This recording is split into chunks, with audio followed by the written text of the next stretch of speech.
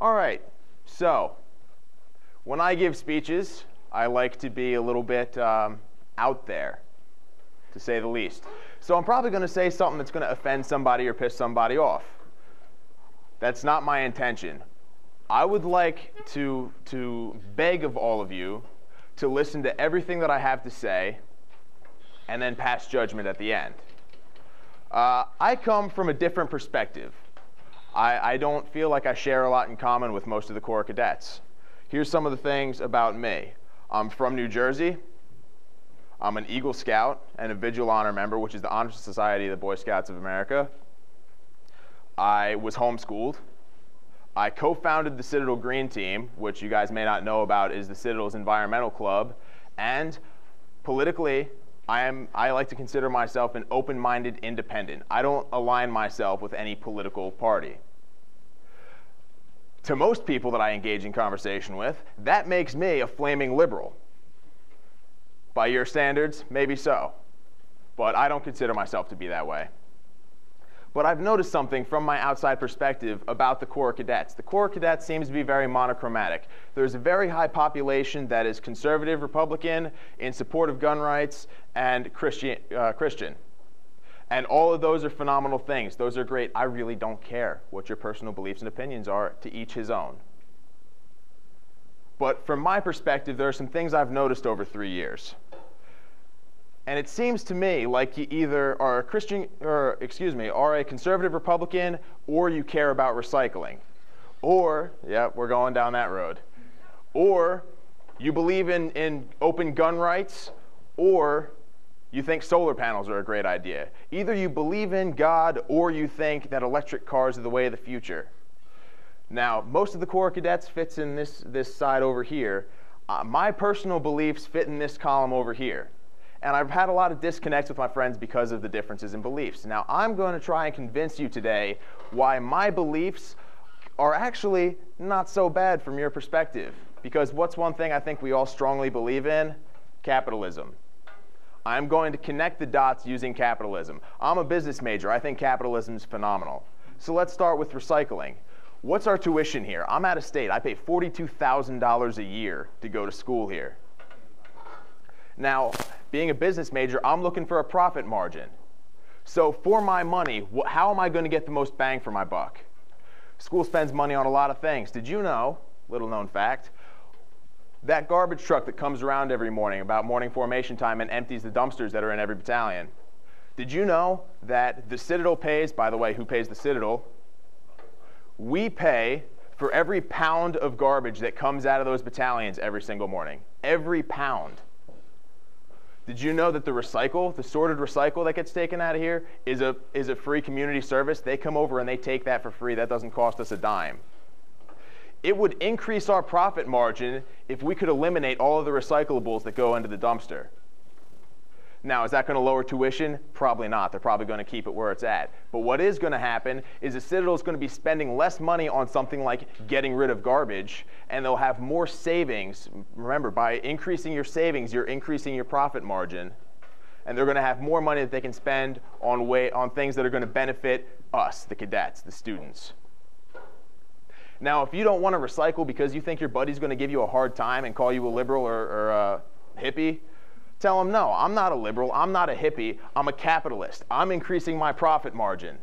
What he's going to tell you, oh, one person's not going to have that kind of an effect. Oh, well, I'm glad you mentioned that. You know, if you do it too, that's more than one person. Why don't we get other people to do it too? We can all increase that profit margin. I bet you if we did an audit of all the recyclables that are in that trash, we'd be able to pull out 100 pounds easy across the Corps each day. Easy. Because remember, paper and plastic, or paper weighs a lot, and paper goes into that also. That's recyclable. So that's recycling. Next, solar energy. Here's something a lot of you guys may not know about solar energy. The return on investment is incredible. Everybody says, oh, well, it's a huge initial investment to put solar panels on your house. In the United States, on average, the return on investment from solar panels is greater than the return on investment from an S&P 500 stock investment.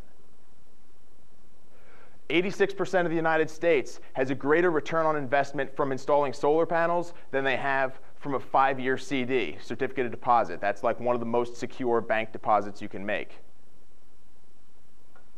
You get your money back in about 7 years. Yeah, it's a big initial investment, but guess what? After that, you are energy independent. You don't buy your energy from anybody.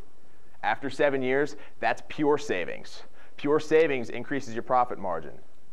Something else you may not know. In most of the United States, if you have a surplus of energy from your solar panels, if you don't consume all that your solar panels produce just from the sun shining every day, you can sell back your unused energy to the grid for a profit. That's the easiest. You get passive income just for the sun shining. So that increases your profit margin in both directions. You're increasing your savings and you're increasing your income. Capitalism's pretty cool. I like it. Third, electric vehicles. Tesla did something this year that a lot of capitalists would go, well, that doesn't really make any sense. What Tesla did is they released their intellectual property. They released their patents. What that means, any capitalist is going, why would you do that? You had a niche market and now anybody can copy it. Yeah, they can copy it. What they can do now is any other auto company can replicate that finally an efficient electric engine for vehicles. That means other companies are creating competition. What does competition do? Competition decreases prices for consumers. Now more people can afford electric cars. If more people are buying electric cars, what's the next problem going to be? Oh, well, where are we all going to charge these electric cars if everybody's starting to get them? Well, that's an increase in demand. What has to happen when there's an increase in demand? Supply's got to go up. Business major, right? No? Well, good for you anyway. Electrical engineering, good. So you can help them make this stuff. Now what Tesla's done is, in the end, if they're the only one making electric cars, they've got to provide the charging stations. If everybody's making electric cars, they all want to sell them. It's in every auto company's interest to increase the number of electric charging spaces, increasing supply. So everybody's like, electric cars are like, I don't know, charging and whatnot. Electric cars in 5 to 10 years are going to be more feasible than any of you ever imagined.